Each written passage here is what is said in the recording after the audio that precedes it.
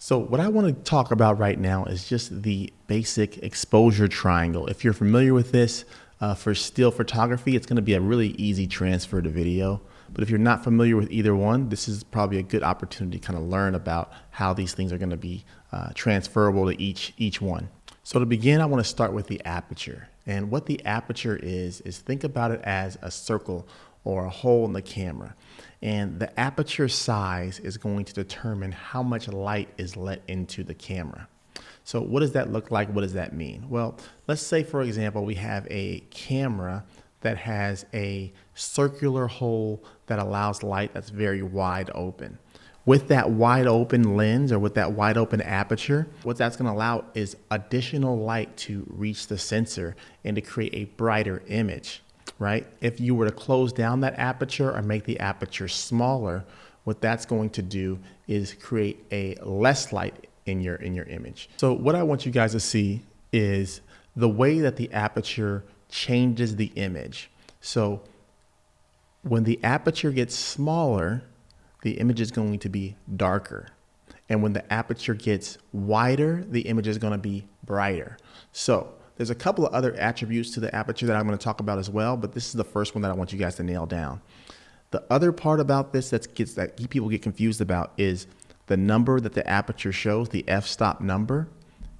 The smaller the number, the larger the aperture, right? And the larger the number, the smaller the aperture. So what does that mean? Let's say, for example, you have an f-stop of an f2.8. If you have an f-stop of an f2.8, that means that the aperture is more wide, right? It's going to be a wider aperture, which is letting in additional light or more light. If you have an f-stop of a 5.6, it's going to be a little bit smaller, an f8 even smaller, and f11 even smaller. So as the number increases, there's less light.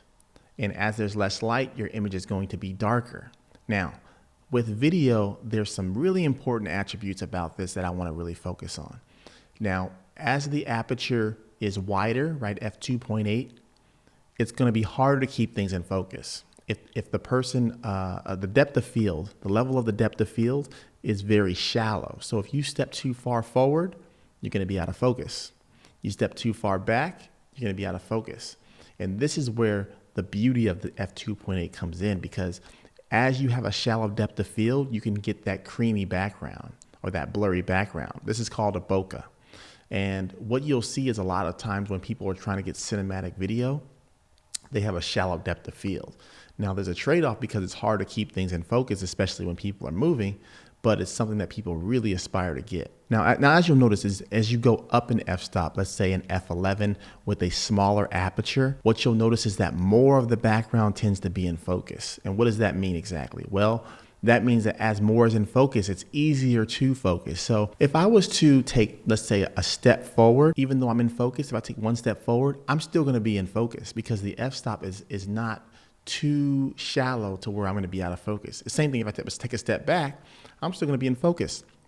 And the reason why that is because the depth of field or the level of which I'm going to be in focus is much wider because the f-stop is larger.